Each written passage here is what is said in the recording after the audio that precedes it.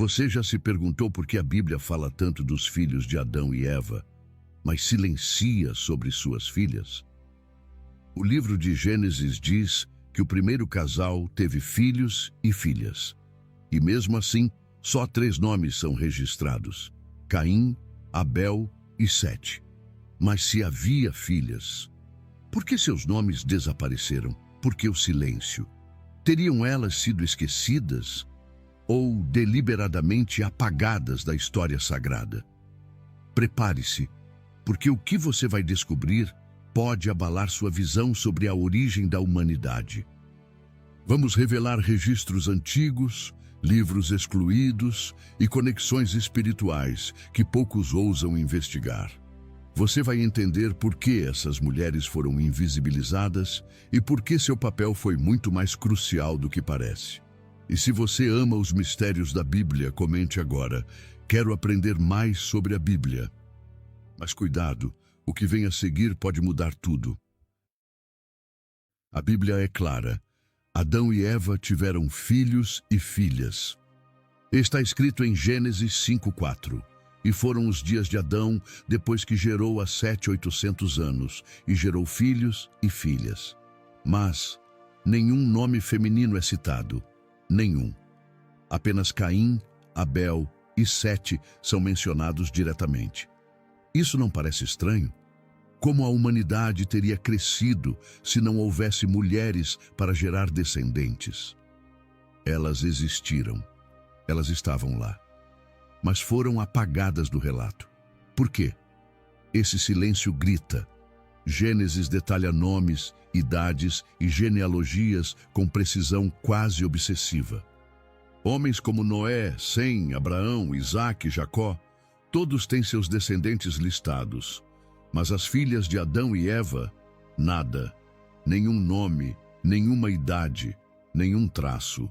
Não há qualquer explicação direta sobre quem foi a esposa de Caim ou de Sete.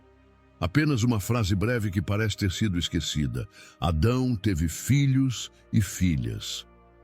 E esse pequeno versículo levanta um dos maiores mistérios da origem da humanidade. Quem foram essas mulheres? Por que seus nomes foram ocultados? Teriam sido suas identidades consideradas irrelevantes? Ou o motivo do silêncio seria ainda mais profundo? Algo que a Bíblia propositalmente decidiu não revelar? A verdade é que sem elas, a existência de toda a raça humana seria impossível. Caim teve filhos, Sete teve filhos. Mas com quem? Se eram suas irmãs, por que a Bíblia simplesmente não diz isso de forma aberta? Por que a esposa de Caim aparece de forma tão súbita em Gênesis 4:17, como se surgisse do nada? E mais, como Caim, após ser condenado por matar Abel, teme ser morto por qualquer um que o encontrasse, se só existiam ele, Adão e Eva? O silêncio sobre essas filhas é tão estranho quanto a marca misteriosa colocada por Deus em Caim. 2 enigmas que aparecem juntos e que até hoje geram debate entre estudiosos, teólogos e arqueólogos. O que a Bíblia está escondendo? Por que justamente essas mulheres, fundamentais para o início da vida humana, têm suas identidades apagadas da narrativa sagrada? E aqui vai uma pergunta direta para você. Por que você acha que os nomes das filhas de Adão e Eva foram ocultados? Comente abaixo. Sua visão pode ajudar a iluminar esse mistério ancestral. Mas uma pista essencial sobre essas mulheres foi abandonada e está onde quase ninguém presta atenção. Gênesis 4:17 nos traz uma das passagens mais enigmáticas de toda a Bíblia. E conheceu Caim a sua mulher, a qual concebeu e deu à luz a Enoque. Mas até aqui os únicos seres humanos mencionados são Adão, Eva, Caim, Abel, que já havia sido morto, e posteriormente Sete. Então surge o mistério inevitável. De onde veio essa mulher com quem Caim se uniu? A explicação mais aceita entre os estudiosos é direta e desconfortável para a sensibilidade moderna. Caim casou-se com uma de suas irmãs. uma das filhas de Adão e Eva não nomeadas nas Escrituras. Essa hipótese, por mais estranha que soe hoje, é a única que se encaixa perfeitamente no relato bíblico. Afinal, se todos os seres humanos vieram de um único casal, os primeiros casamentos inevitavelmente ocorreriam entre irmãos ou sobrinhos. Vale lembrar que, àquela altura, a lei que proibia casamentos entre parentes ainda não existia. Ela só surgiria séculos depois, com Moisés.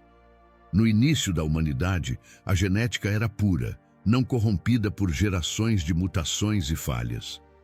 Por isso, não havia os riscos que hoje associamos a esse tipo de união.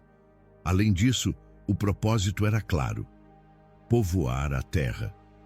Outros exemplos dentro da própria Bíblia reforçam esse padrão. Abraão casou-se com sua meia-irmã Sara. Isaac casou-se com sua prima Rebeca. Jacó casou-se com Leia e Raquel, suas primas diretas. Todos os patriarcas se uniram a mulheres da própria linhagem. Isso mostra que o casamento entre parentes próximos fazia parte do início da formação do povo de Deus. Mas mesmo que essa seja a explicação mais lógica, existe uma pergunta que ainda permanece sem resposta. Se era uma união esperada e natural para aquele tempo, por que a Bíblia não citou o nome da esposa de Caim? Por que, em um livro repleto de genealogias minuciosas, justamente essa mulher, a mãe do neto de Adão, permanece no anonimato? A omissão não parece acidental.